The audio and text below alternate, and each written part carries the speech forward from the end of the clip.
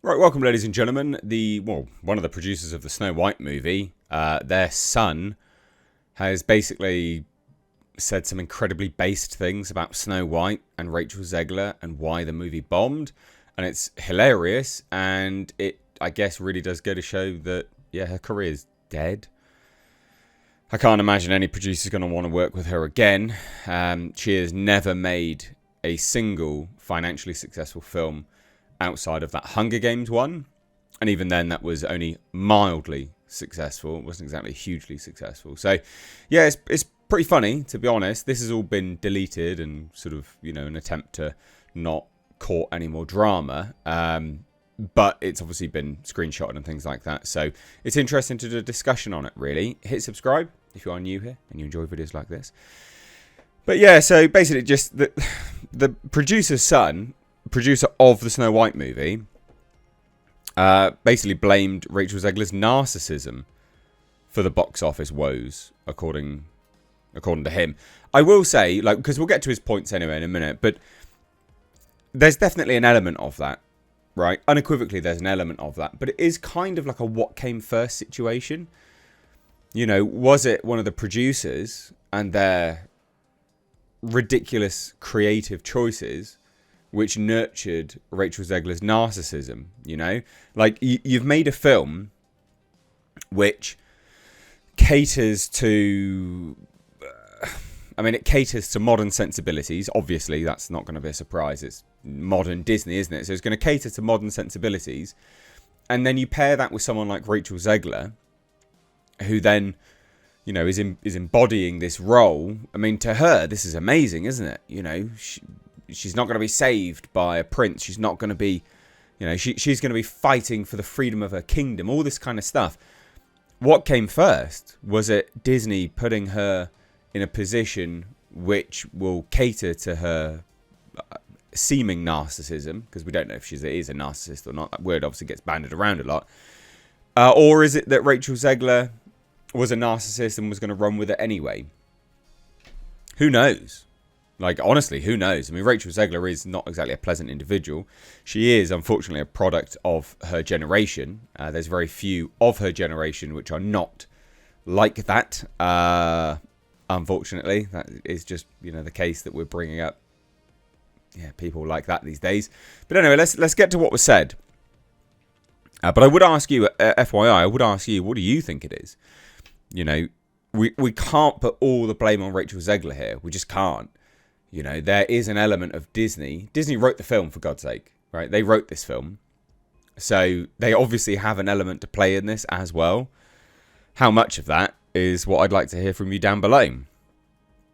But Disney's Snow White hit theatres last Friday, and the movie's not performing very well at the box office, making just $43 million over the course of its opening weekend in the US.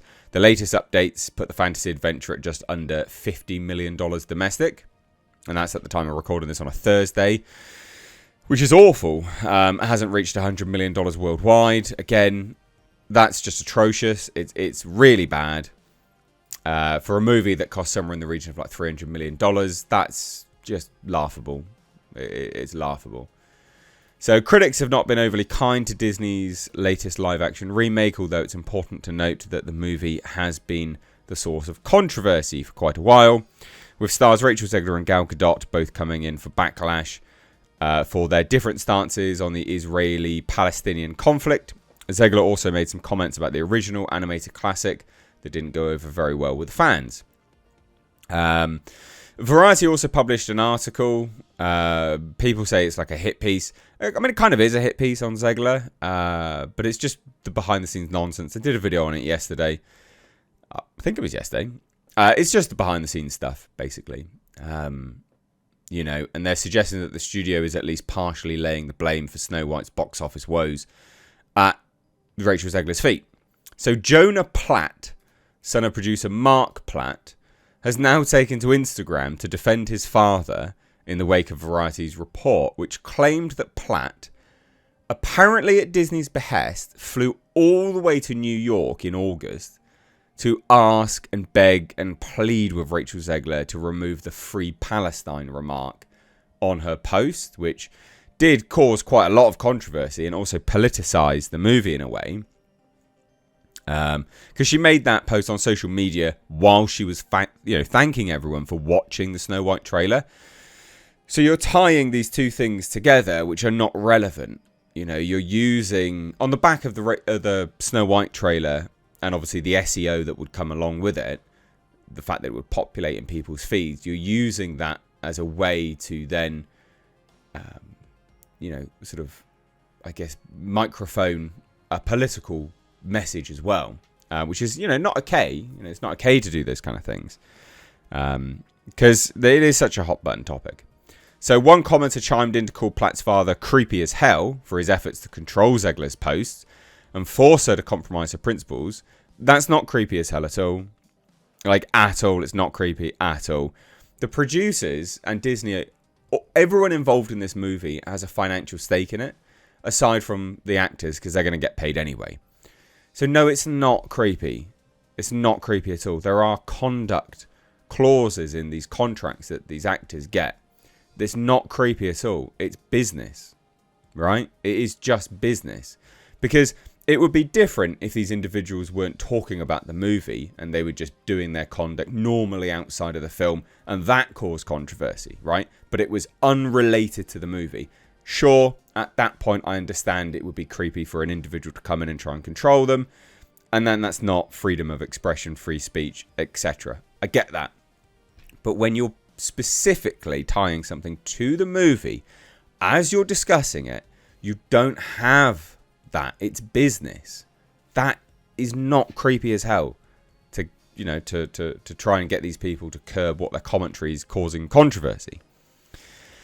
So he said this, he's deleted it by the way, but he says this: you really want to do this? Yeah, my dad, the producer of enormous piece of Disney IP with hundreds of millions of dollars on the line, had to leave his family to fly across the country to reprimand his 20-year-old employee for dragging her personal politics into the middle of promoting the movie for which she signed a multi-million-dollar contract to get paid and do publicity for. This is called adult responsibility and accountability and business.